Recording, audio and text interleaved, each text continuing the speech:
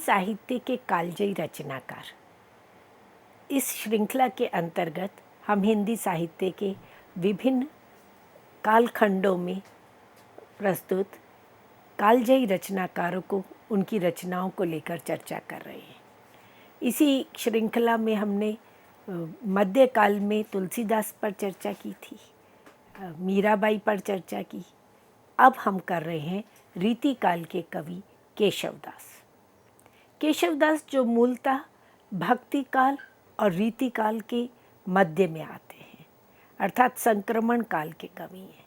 उनका जन्म तो भक्ति काल के समय में होता है और उनका जो रचना काल है वह रीतिकाल में पड़ता है। केशवदास रीतिकाल के अग्रणी प्रतिनिधि कवियों में गिने जाते हैं। आचार्य कवि भी हैं, कवि शिक्षक के रूप में, सुकवि, कवि शिरोमणि के रूप में, रीति कवि के रूप में उनकी विशेष पहचान रही है। केशवदास बहुमुखी प्रतिभा संपन्न कवि रहे हैं। राज दरबारों में सदैव रहे, दरबारी कवि रहे, तो दरबारी कवि के अनुरूप ही उनका पूर्ण जीवन विलासिता में, संपन्नता में व्यतीत हुआ और जो उनका साहित्य है वह भी उसी दरबारी संस्कृति के अनुरूप ही लिखा गया। तो केशवदास का जन्म, उनका जीवन परिचय, उनके व्यक्तित्व के विषय में, उनकी रचनाओं का विषय, रचनाओं की विशेषताएं, इन सब बिंदुओं पर आज हमारा व्याख्यान केंद्रित रहेगा। जहाँ तक जीवन परिचय की बात करें तो प्राचीन कवियों में से किसी भी कवि ने अपने विषय में, अपने जन्म, अपनी मृत्यु, जन्म के विषय में, अपनी रचनाओं के विषय में नहीं लिखा। हालांकि केशवदास ने अपना वंश परिचय अपनी रचनाओं में दिया, अपनी रचनाओं का रचना काल भी अपनी प्रत्येक रचना में दिया। जबकि इससे पूर्व हम सूरदास देखते हैं, मीराबाई देखते हैं, तुलसीदास आदि कवि देखते हैं, तो उनके जन्म काल को लेकर, उनके जन्म स्थान को लेकर विद्वानों ने पर्याप्त शोध किए और मतभेद भी रहा। उनकी शोध का आधार मूलतः अंतःसाक्ष्य, बहिर्साक्ष्य और समकालीन रचनाकाल, समकालीन इतिहास रहते हैं। जब केशवदास के जन्म काल की बात आई तो हिंदी साहित्य के इतिहासकारों ने, विद्वानों ने, उन शोधकर्ताओं ने उनके जन्म काल को लेकर के अपने मत प्रस्तुत किए। दो मत हमें विशेष रूप से मिलते हैं।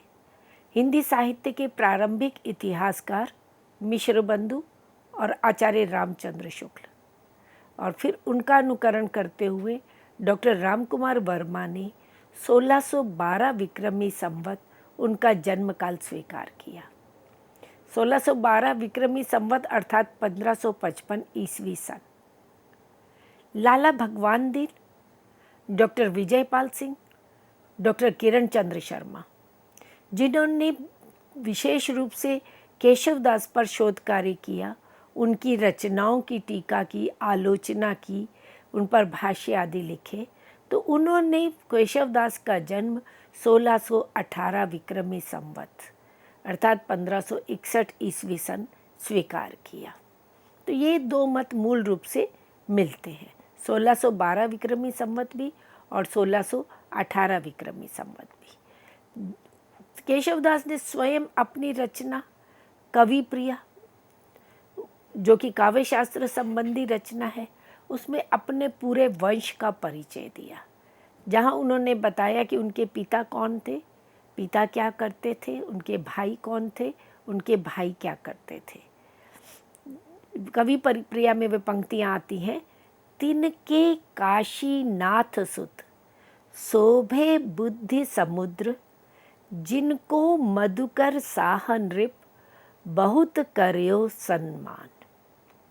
कि काशीनाथ जो थे वे इनके पिता थे, जो बुद्धि में समुद्र के समान थे, अर्थात अत्यधिक बुद्धिमान थे, और राजा मधुकर शाह के दरबार में वे रहते थे। उनके आश्रयदाता मधुकर शाह थे और वे राजा इनके पिता का बहुत सम्मान करते थे। और काशीनाथ के ही आगे 3 पुत्र हुए, जिनमें सबसे बड़े बलभद्र थे। तिनके सुत बलभद्र शुभ प्रगटे बुद्धि निधान, वे भी बुद्धि के निधान थे, बुद्धि के भंडार थे। और वे भी दरबार में जाते थे और दरबार में पुराण आदि का वाचन करते थे, कथा वाचन करते थे। बाल ही थे, बाल्यपन से ही मधुशाही नृप जिन पे सुने पुराण। जो मधुशाह राजा थे वे उनसे पुराण चर्चा सुना करते थे। तिनके सोदर द्वै भय केशव दास कल्याण। सोदर भाई, उनके 2 भाई हुए, एक केशव दास और दूसरे कल्याण। तो इस तरह से उन्होंने अपने वंश का परिचय दिया कि मधुकर शाह राजा के दरबार में उनके पिता दरबारी कवि थे, जहाँ उनका बड़ा पर्याप्त सम्मान था। और ये 3 भाई थे और इनका कुल संस्कृतज्ञों का था। इनके कुल के जो दास थे वे भी संस्कृत भाषा में ही वार्ता करते थे। परंतु केशव दास संस्कृत के ज्ञाता होते हुए भी, संस्कृतज्ञ होते हुए भी उन्होंने भाषा में रचना की। उस समय ब्रज अवधि हिंदी को भाषा कहा जाता था।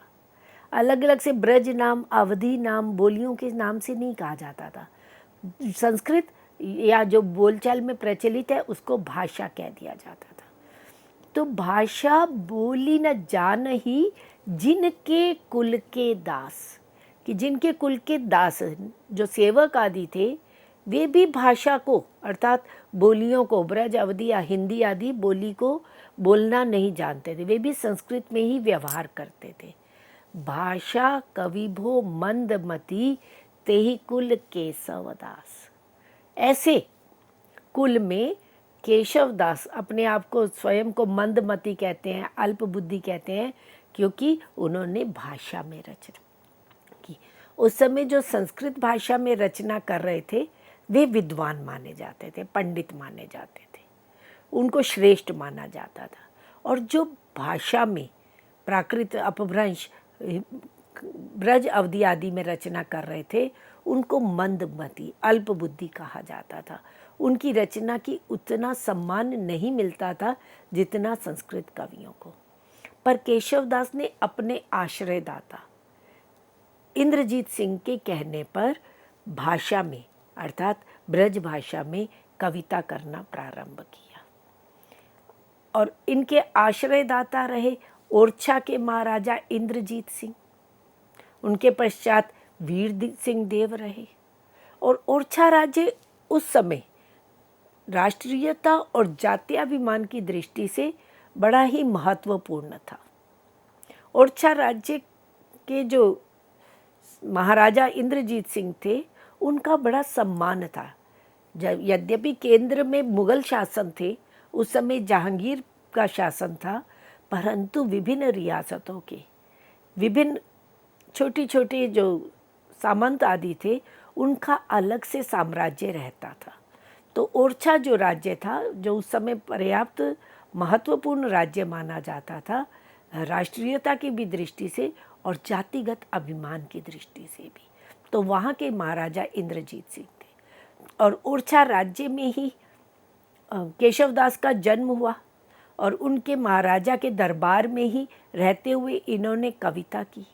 और उनके जाने के पश्चात वीर सिंह देव जब ओरछा के राजा बने तो उनके दरबार में भी वे कविता करते थे। इसके अतिरिक्त केशवदास का अनेक दरबारों में, अनेक राजा महाराजाओं के दरबार में आना जाना अबाध गति से रहता था। इंद्रजीत जो राजा थे वो केशव को बहुत सम्मानित करते थे। वह केशव को अपना गुरु भी मानते थे, सलाहकार भी मानते थे। कवि तो वे दरबारी थे ही, अपना मित्र और मंत्री भी स्वीकार करते थे। केशवदास ने स्वयं कवि प्रिया में इस बात को स्वीकार किया है कि इंद्रजीत के हेत पुनि राजा राम सुजान मान्यो मंत्री मित्र के केशवदास प्रमाण, कि वे उन्हें अपना मंत्री और मित्र दोनों रूप में मानते थे और केशवदास की बात, केशवदास जो परामर्श देते थे उसको वे सम्मान पूर्वक स्वीकार भी करते थे। और केशव से प्रसन्न होकर के राजा इंद्रजीत ने उन्हें 21 गांव दान में दे दिए थे। तो इस तरह से केशव का राज दरबारों में बड़ा सम्मान रहता था। अब हम उनके व्यक्तित्व की बात करें, केशवदास के व्यक्तित्व की बात करें, उनके स्वभाव के विषय में हम जानें, तो उन्हें अपनी जन्मभूमि से अत्यधिक प्रेम था। उनकी जन्मभूमि ओरछा थी और ओरछा को वे तीर्थ स्थल के सम्मान मानते हैं। वहाँ की नदियों के विषय में, वनों के विषय में, सरोवरों के विषय में, प्रकृति के विषय में वे चर्चा, जब भी अवसर मिलता है वे चर्चा करते हैं। कवि प्रिया में, रसिक प्रिया में, रामचंद्रिका में, अपनी रचनाओं में वे जहाँ भी अवसर मिलता है अपने जन्मभूमि के प्रति अपने आदर भाव को, सम्मान के भाव को, प्रेम के भाव को प्रकट करते हैं। जैसे रसिक प्रिया में वे कहते हैं, नदी बेतवे तीर जहाँ, तीरथ तुंग आरन्ना, नगर ओरछा बहु बसे, धरणी तक में धन्ना।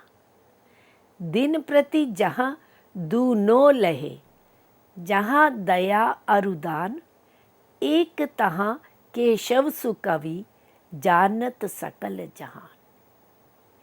बेतवा नदी के किनारे पर बसा हुआ है, जहाँ ऊंचे ऊंचे तुंग पहाड़ियाँ हैं, अरण्य स्थल है, वन है, और ओरछा को वो तीर्थ स्थल कहते हैं। और धरती पर ये स्थान धन्य स्थान है, पुण्य भूमि है ये। और यहाँ पर दया और दान दिन प्रतिदिन वृद्धि को प्राप्त होते हैं, निरंतर बढ़ते हैं, कि वहाँ के लोग दया और दान से युक्त हैं। और ऐसे स्थान पर केशव अपने आप को सुकवि कहते हैं। कहीं वे अपने आप को सुकवि शिरोमणि कह कर के संबोधित करते हैं, कहीं कवि शिरोमणि कहते हैं कि मैं ऐसे स्थान पर सुकवि केशव ने जन्म लिया, जानत सकल जहान। उसकी महिमा को सारा जहान, सारा संसार जानता है। तो अपने जन्मभूमि के प्रति अपना आदर भाव प्रकट करते हैं। अपनी जाति के प्रति भी केशवदास के मन में असीम अनुराग था। सनाड्य ब्राह्मण वंश से थे और केवल अनुराग ही नहीं था, उन्हें अपनी जाति के प्रति अभिमान भी था। अनेक स्थलों पर वे अपनी जाति की महिमा का गुणगान करते हैं। वे कहते हैं, सनाड्य जाति गुणाड्य है, जग सिद्ध शुद्ध स्वभाव। कि जो सनाड्य वंश है वो गुणाड्य है, गुणों की खान है, और जग में प्रसिद्ध है अपने शुद्ध, अपने स्वभाव के कारण। तो इस तरह से केशवदास ने एक और अपने वंश के प्रति, अपनी जाति के प्रति, अपने जन्मभूमि के प्रति असीम अनुराग प्रकट किया। वहीं राज दरबारों में रहते हुए उन्होंने अपना पूरा जीवन निडरता से, निर्भीकता से व्यतीत किया। वे निष्पक्ष रहे।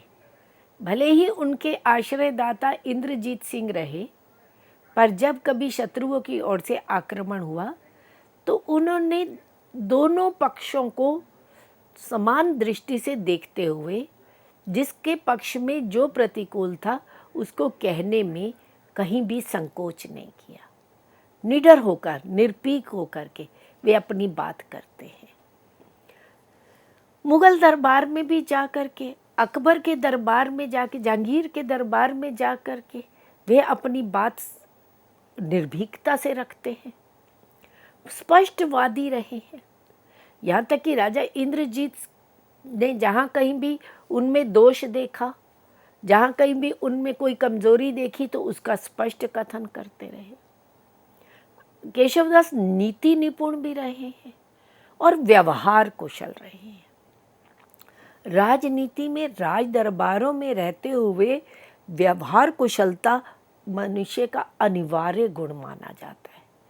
यदि कवि में व्यवहार कुशलता नहीं है तो वह दरबारों में टिक नहीं सकता, क्योंकि वहाँ परस्पर प्रतिद्वंद्विता बहुत अधिक बनी रहती थी। एक दूसरे को नीचा दिखाने के लिए, क्षुद्र घोषित करने में देर नहीं लगाते थे। तो वहीं केशवदास ने अपनी व्यवहार कुशलता के कारण, अपनी राजनीतिक समझ के कारण दरबारों में विशेष सम्मान प्राप्त किया।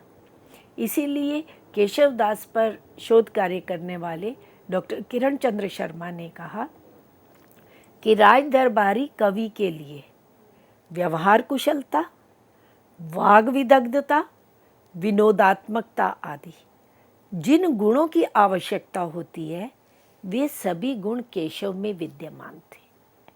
यही कारण है कि वे सदैव उचित आश्रयदाता प्राप्त करने में समर्थ रहे और उनके विशेष सम्मान के पात्र रहे। जहाँ अन्य दरबारी कवि चाटुकारिता करने में लगे रहते थे, अपने आश्रयदाताओं की प्रशस्ति का गान किया करते थे और नित्य प्रति एक डर के, एक भय के वातावरण में रहते थे, वहीं केशवदास अपनी गुण ग्राहकता के कारण, अपनी वाग विदग्धता के कारण राज दरबारों में हमेशा सम्मान के पात्र रहे। उनका सभी राजाओं ने, चाहे वे आश्रयदाता रहे या अन्य राजा थे, सबके दरबारों में जब भी वे जाते थे तो उन्हें विशेष सम्मान प्राप्त होता था। संस्कृत भाषा साहित्य के प्रकांड पंडित रहे। संस्कृत काव्य शास्त्र का, भरत मुनि के नाट्य शास्त्र का, दंडी के काव्यादर्श का, आचार्य विश्वनाथ के साहित्य दर्पण का, रुद्रट का, मम्मट आदि का बड़ी गहराई से उन्होंने अध्ययन किया। संस्कृत साहित्य का विशेष रूप से वाल्मीकि, कालिदास, भभूति, भारवी आदि कवियों के रचनाओं का गहनतापूर्वक अध्ययन किया और ब्रज भाषा पर पूर्ण आधिपत्य था। फारसी भाषा पर आधिपत्य था, क्योंकि राज दरबारों में मुगलों की भाषा फारसी भाषा थी, तो ब्रज संस्कृत फारसी भाषा पर इनका पूर्ण आधिपत्य रहा। और बहुज्ञ थे, बहुमुखी प्रतिभा संपन्न थे। भूगोल, ज्योतिष, वैद्यक, वनस्पति विज्ञान, संगीत शास्त्र, राजनीति, धर्म, वेदांत आदि विषयों के वे विशेष ज्ञाता थे। छंद शास्त्र के ज्ञाता थे, क्योंकि कोई भी कवि जब वे रचना करने के लिए प्रेरित होता है, लेखन प्रारंभ करता है, तो उससे पूर्व उसे छंद शास्त्र का पूर्ण ज्ञान होना चाहिए। केशव केवल छंद शास्त्र के ज्ञाता ही नहीं थे, उन्होंने भाषा में, ब्रज भाषा में छंद शास्त्र की रचना भी की। इस तरह से केशवदास एक बहुमुखी प्रतिभा संपन्न कवि रहे हैं। अब हम बात करते हैं मित्रों उनके रचना संसार को लेकर के। उनकी रचनाएं कौन कौन सी रही हैं? केशवदास ने प्रबंध काव्यों की भी रचना की, प्रशस्तिपरक ऐतिहासिक काव्यों की भी रचना की और काव्य शास्त्रीय ग्रंथों की भी रचना की। उनके दो तरह के प्रबंध काव्य में मिलते हैं, धार्मिक प्रबंध काव्य और ऐतिहासिक प्रशस्तिक परक काव्य। धार्मिक में रामचंद्रिका और विज्ञान गीता, ये दो इनके मुख्य प्रबंध काव्य हैं। रामचंद्रिका तो इनका उत्कृष्ट महाकाव्य माना जाता है। विज्ञान गीता प्रतीकात्मक रूपक काव्य है। और इसी तरह से इन्होंने ऐतिहासिक और प्रशस्तिपरक काव्यों की भी रचना की। वीर सिंह देवचरित, जहांगीर जस चंद्रिका, रतन बावनी, ये इनके इतिहास, इन ग्रंथों से तत्कालीन इतिहास के विषय में भी पता चलता है, तत्कालीन सामाजिक परिवेश का, राजनीतिक परिवेश का भी पता चलता है और उन राजाओं की वीरता का, शौर्य का, उनकी प्रशस्ति का गान भी परंपरा का पालन करते हुए केशवदास ने किया। और इन्होंने केशवदास काव्य शास्त्र संबंधी रचनाएं भी करते हैं। संस्कृत काव्य शास्त्र का उन्होंने पूर्ण ज्ञान प्राप्त किया था, पूर्ण अध्ययन किया था और पूरा काव्य शास्त्र संस्कृत भाषा में था। अब संस्कृत भाषा में लेखन कम हो गया था। बोलचाल में भी संस्कृत अब केवल एक वर्ग विशेष तक सीमित रह गई थी और सामान्य जनता में बोलचाल की भाषा उस समय ब्रज और अवधी हो गई थी।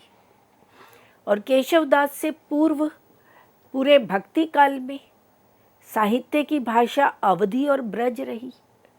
तो साहित्य लेखन तो ब्रज और अवधी भाषा में हो रहा था, परंतु काव्य शास्त्र के जो सिद्धांत थे, साहित्य के जो सिद्धांत थे, वह संस्कृत भाषा में थे।